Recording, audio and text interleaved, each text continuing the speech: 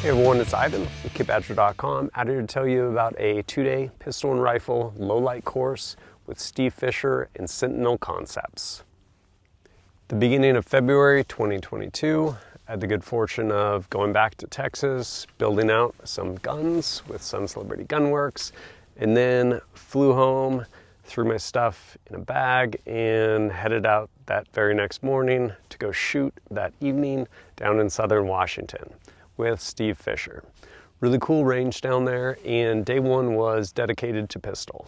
So initially starting out in the classroom, going over some kind of important stuff, and as far as like just kind of dipped into the technical side a tiny bit, really a discussion on what candela is versus lumens, and then into some different acronyms such as NICE, working through different stuff, and then ultimately talking about the application of light, which was ultimately going to get demonstrated later. But once all that was kind of wrapped up, to include safety brief, stuff like that, first one headed out to the range. Writing on it is my bleeder control. Tourniquets or ratchets, I use these for buddy aid, right, so to speak. Once we got out to the range, pretty much immediately started shooting and working through some kind of different techniques. I really appreciate the way the class was structured, in that working on everything you were going to do at night during the day. So basically when you could see things that were in front of you and be able to demonstrate techniques, things like that, be able to work through those things so that then when hours of darkness came, again, work back through those. And so on a certain level, there's some make-believe because you can't actually see your flashlight beam. So you were able to work a certain technique, whether it was FBI or like cheek weld, chin weld, index, chin index, whichever one it is, and as well as Harry's, but you really couldn't see the spill of your beam or anything like that. And that became very telling once it got dark, but it gave us the opportunity to kind of work through these different techniques and do some shooting. After dinner, got back to it, started shooting again, and shot on into the night, getting lots and lots of repetition, using these different techniques, and yeah, basically putting all those pieces together that we had learned both kind of as concepts in the classroom, and then actually had some live runs during the day, and being able to put them together and actually do what we were working on doing, i.e. using your light to identify a target, determine if it was shoot or no shoot, and then engage that target, and lots of reps.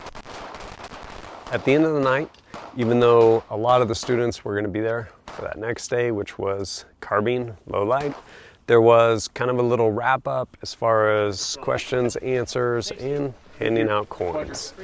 One of the things I definitely appreciated both with day one as well as day two, they could be taken a la carte, and super deep subject. He did an amazing job cramming a lot of material into a day respectively of low light pistol or low light carbine, which we'll get into in a minute. But throughout both of those courses, throughout the day, stop, like, hey, go around, like, what was your takeaway from this drill we just shot? And someone would be like, oh, like I didn't realize how important it was, like finger placement and like a little technique of basically being able to put your flashlight on top of your pinky and essentially elevate the beam. Otherwise, that you probably wouldn't be able to get just because of limitations with respect to mobility in your wrist. Little things like that. And going around and being able to see kind of takeaways. Really cool experience. And mirroring that, rolling into day two, or for some people that just came for that one, carbine, low light. Again, start off in the classroom and brief overview, largely all the things we talked to earlier, and straight back onto the range. Initially starting, making sure we had a confirmed zero at about 50 yards, and then moving up and starting to work different techniques. Day two, structure largely the same in that being able to use those daylight hours, what were you in? Being able to use those daylight hours to essentially work through techniques that we're going to be working on later in the evening and getting those good reps. And with that, again, there's kind of a level of make-believe for some people, because it's like, no, like, continue to activate the light. Even if you don't necessarily need the light, because of atmospheric conditions at that point in time, but basically working that switchology and getting used to it. And as we kind of progress through, again, stopping, hey, what was the takeaway from this? Like, what did you catch? And the shooting side, there were some different kind of nuanced things we worked on. One, getting acceptable hits quicker versus trying to like laser beam that thing and punch one ragged hole. Because again, it went back to application. Like, you are looking for a potential threat, you find that threat, or that no shoot turns into a threat because of action, and addressing it, not bullseye shooting. And so there was definitely kind of that aspect thrown in, and we continued to progress through, eventually breaking for lunch, and once again, heading back out in those hours of darkness to kind of put it all together. While day one was definitely kind of more technique driven because you had 3 vastly different techniques, whether it was FBI, chin index, or some form of Harry's. When it came to carbine, you kind of had like high ready and low ready, and how you use those to effectively search and utilize your light.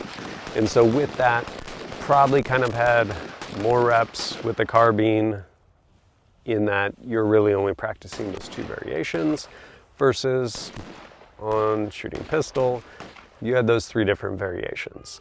But some things definitely were the same throughout. And overall, amazing course. Definitely some of the things that got worked, which depending on what you're doing, pistol versus carbine, way more nuanced, was just even working reloads. While you were doing those reloads with a handheld light in your hand, some people harder to grasp than others, but ultimately, yeah, like you have one thing in your hand, so figure out how to get one other thing in your hand and make it work. Kind of like attack reload as far as like the movement and how you're manipulating things. And then when it came to, again, reloading the carbine at night, yeah, largely pretty much the same, just you don't have as much light, so hopefully you have some good muscle memory and kind of index points that you can work through that stuff fairly quickly. But got to work all of that stuff, pistol and carbine, over the course of those 2 days. So what are some of my takeaways from basically both days, pistol and carbine? Coming away from it, I will say probably hands down the best low light class I've taken, especially on the pistol side. And part of it, honestly, both with respect to the rifle as well as the pistol, like across the board, importance of just kind of dispelling myths and bringing things back to reality of the use and application of white light. So why are you using it? Using it to gather information. So do we want to like, oh, light discipline, like let me take little snapshots. Maybe there can definitely be a case made for that, but the use case is really narrow compared to, shit, things have gone totally sideways, I need to bring in information, so I need all of the light and I need to see what's going on. And just kind of this separation from techniques used with maybe certain groups, working within a group, versus a technique that you're going to use in your house or in the Walmart parking lot because something is amiss. And like those are 2 separate things. And basically the idea of using light, the appropriate use of light, and then with that, how much light do you want? And the internet can argue about lumens and candela and everything like that, but it really comes down again to the application of what you're doing. And hey, is this enough light? Yeah, probably. Like in an 8x10 room, yeah, you're probably good. What about if the door's open at the end of the hallway that goes into a 10x20 room, and then there's a door that you can also see that goes into a backyard, and it's at night? Like, the light you have, will it punch all the way through there? And so again, like just being honest and taking into consideration different things that you may encounter. And again, it goes back to application. Like law enforcement probably want all of the light because you need to be able to punch that light far, or military for that matter. Basically deep rooms, stuff along those lines. Does that mean as a civilian you don't want that? I don't know. I don't know what your use case is, but it was definitely telling, both with weapon mounted lights on carbines as well as handheld lights, just seeing different lights, their spill, their throw, all these different things, and how people were able to manage them. And fortunately, Steve had basically a big box of lights, handheld and whatnot, that you could try. But I definitely appreciate that, especially on the pistol side, it was pretty much just handheld lights. I think we had one string of fire at the very end of the night where we used our weapon mounted light, which was great. But the vast majority of light use is going to be searching, and usually not best to just search with the muzzle of your gun. So how do we do that? Well, we do it with handheld lights, or when it comes to carbines, basically high gun, low gun, but beam patterns, spill, all of those things, and being able to do it in a safe way where you can actually search, umbrella lighting, all these different concepts coming together. Really amazing course. If you have the opportunity to go train with Steve Fisher at Sentinel Concepts, I would encourage you to. There's a link down below, especially those low light courses and especially handgun. For me personally, amazing job demonstrating techniques and explaining the why behind things. And yeah, honestly, dispelling some myths. Really incredible class. And if you appreciate my content and want to support it, I greatly appreciate it. One of the ways is by supporting me directly through Patreon. You usually get early access to videos over there, and we have active Discord. So if you have questions for me, happy to answer them over there. And ultimately, it helps me go out and create more content for you. But as always, thanks for joining us at kitbadger.com. Look forward to seeing you next time.